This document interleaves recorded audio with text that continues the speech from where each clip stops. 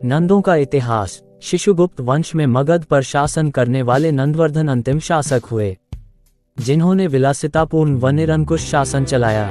नंदवर्धन ने अपने निकट के छोटे छोटे राज्यों तथा जमींदारियों पर केवल इसलिए चढ़ाई की ताकि वे उनकी सुंदर महिलाएं छीन सकें और अपने जीवन को और भी अधिक रंगीन बना सकें। ऐसे भ्रष्ट शासक थे नंदवर्धन। एक बार वे अपने राज्य का दौरा कर रहे थे। आधिकारिक रूप से उनकी यात्रा का ध्येय प्रजा के दुख सुख की खबर लेना था, पर असली ध्येय उनका और राज्य की सदरियों पर अपना कुदराश डालना था। एक ब्राह्मण में उन्हें एक अनिंद्य सुंदरी नजर आई। ऐसी यौवना उन्होंने अपने जीवन में पहले कभी नहीं देखी थी। उनका कामुक मन उस पर मुग्ध हो गया। उनके इशारे पर यौवना के पति को सैनिकों ने किसी बहाने से मार डाला और उस यौवना का अपहरण कर लिया। वह यौवना किसी उच्च कुल की महिला नहीं थी, वह तो एक चांडाल की पत्नी थी। उसका नाम महामाया था। महामाया को महल में लाया गया और वह नंदवर्धन की अंशाइनी बन गई। महामाया अपने मृत पति से बहुत प्रेम करती थी। उसकी मृत्यु को वह कभी भुला नहीं सकी। उसके मन में बदले की आग सदैव सुलगती रहती थी। नंदवर्धन की अंशाइनी बनने के बाद भी वह उसकी मन ही मन शत्रु बनी रही। महामाया साधारण स्त्री नहीं थी, दूसरों को अपने वश में करने की उसमें जन्मजात कला थी। वह वाक्पटु भी थी। उसके महल में आने के बाद सब उसके मायावी प्रभाव के शिकार हो गए। महल के सारे कर्मचारी उसके इशारे पर नाचने लगे।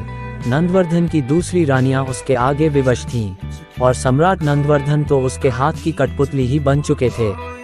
महामाया नंदवर्धन से इतना गुप्त द्वेष रखती थी कि उसने कई बार उसकी हत्या करवाने के प्रयास किए, परंतु वह षड्यंत्र विफल रहे। इसी मध्य महामाया गर्भवती हो गई तथा उसने एक पुत्र को जन्म दिया। अब उसका सारा ध्यान अपने पुत्र के लालन पालन पर केंद्रित हो गया। उसे अपना पुत्र नंदवर्धन के प्रतिशोध लेने का सर्वोत्तम साधन लगने लगा। अतः किसी दाई या आया की छाया उसने अपने पुत्र पर नहीं पड़ने दी। उसकी देखरेख का सारा दायित्व राजमहिला होने के बावजूद उसने स्वयं संभाला। बचपन से ही बेटे में उसने नंदवर्धन के विरुद्ध विष भरना आरंभ कर दिया था। उसके मस्तिष्क में यह बात बैठा दी गई कि नंदवर्धन वह पशु है जिसे जीने का कोई हक नहीं है। बेटा नंदवर्धन से घृणा करता हुआ बढ़ता रहा। उसने प्रण कर लिया कि जब भी उसे मौका मिलेगा वह नंदवर्धन नामक अभिशाप को धरती से मिटा डालेगा। वह अपनी माता महामाया को प्रसन्न देखने के लिए कुछ भी कर सकता था। यदि नंदवर्धन की मृत्यु महामाया की प्रसन्नता का कारण बन सकता था तो ऐसा ही सही। वह उसके जीवन का पहला ध्येय बन गया। जब वह युवा हुआ तो एक दिन सम्राट नंदवर्धन को अपने कक्ष में उसने रात को अकेला पाया। इतना अच्छा मौका वह कैसे खोता। तलवार के एक वार से उसने नंदवर्धन का सिर धड़ से अलग कर दिया। अब चतुर महामाया ने अपना जाल फैलाया। अफवाह फैला दी गई कि सम्राट का विद्रोहियों ने वध कर दिया है। फिर उसने अपने पुत्र को सिंहासन का उत्तराधिकारी घोषित करवा दिया। उसका बेटा महापद्मनंद की शासकीय उपाधि के नाम से मगध का सम्राट बना। महापद्मनंद ने अपनी माता के परामर्श पर नंदवर्धन के वफादार तथा सभी विश्वसनीय मंत्रियों, सेनानायकों तथा मुख्य अधिकारियों को सम्राट के खिलाफ विद्रोह के अपराध में कारागार में डलवा दिया। बाद में उन्हें मृत्युदंड दे दिया गया। इस तरह नंद वंश का आरंभ हुआ। महापद्म आरंभ से अच्छा शासक व योद्धा सिद्ध हुआ। उसने अपनी कुशलता तथा विजयों से मगध को एक शक्तिशाली साम्राज्य बना दिया। प्रारंभिक सफलता के बाद उसकी नाड़ियों में बहता एक भ्रष्ट व्यक्ति का खून रंग लाने लगा। वह धीरे धीरे पथभ्रष्ट हो गया। वह स्वयं रंगरलियों में डूबा रहने लगा। उसके मंत्री व अधिकारी छूट पाकर राज्य में लूटपाट मचाने लगे। प्रजा पीड़ित हो गई, लेकिन प्रजा की कोई सुनने वाला नहीं था। शोषण तथा भ्रष्टाचार का सारे मगध में नंगा नाच होने लगा। महापद्म अपने पिता की तरह प्रजा की सुध छोड़कर अपनी कामवासना संतुष्ट करने में लगा रहता। मगध साम्राज्य में ही पिप्पलिवन नामक एक छोटा सा राज्य था। सर्वार्थ सिद्धि सूर्यवन उस राज्य का शासक था। उसकी रानी मुरा अति सुंदर स्त्री थी। उसकी सुंदरता के चर्चे दूर दूर तक फैले थे। महापद्म ने भी उसके बारे में सुना और उसे पाने के लिए वह लालायित हो गया।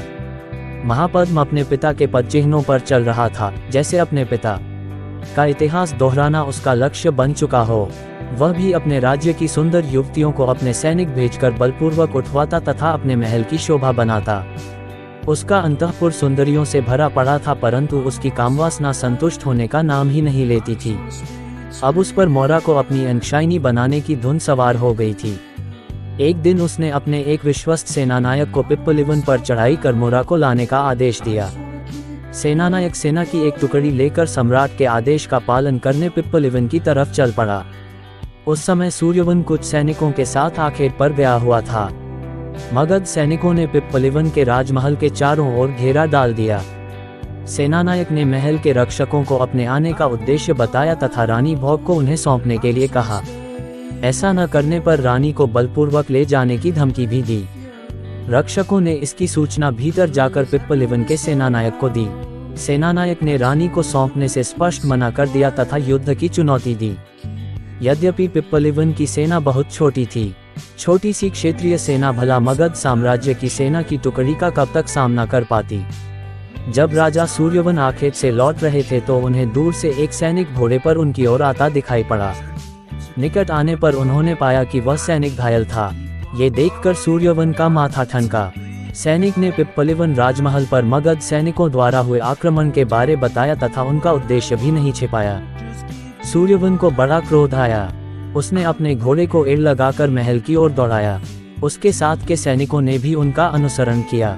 घोड़े सर पर दौड़े व शीघ्र ही आखेट दल महल के मुख्य द्वार पर जा पहुंचे। चारों ओर पिप्पलिवन के सैनिक मरे अथवा जख्मी हुए गिरे पड़े थे। उनमें से कुछ सैनिक मगध के भी थे। उसी समय उन्होंने मगध सेनानायक को सैनिकों के साथ रानी मुरा को महल से बाहर लेकर आते देखा। सूर्यवन ने उनको ललकारा। दोनों दलों में एक संक्षिप्त युद्ध हुआ। सूर्यवन के साथ केवल 8-10 अंगरक्षक थे। आखिर वे कब तक टिकते, अतः सूर्यवन को बंदी बना लिया गया। महापद्म नंद ने सूर्यवन को एक अंधकूप में डलवा दिया। राजा सूर्यवन तथा रानी मौरा का एक रहस्य था जो किसी और को पता नहीं था। मौरा गर्भवती थी। यद्यपि गर्भ के लक्षण अभी प्रकट नहीं हुए थे, परंतु सूर्यवन और मौरा को गर्भ के बारे में संदेह नहीं था। कभी कभी यह आभास पति पत्नी को रतिक्रिया के बाद हो जाता है।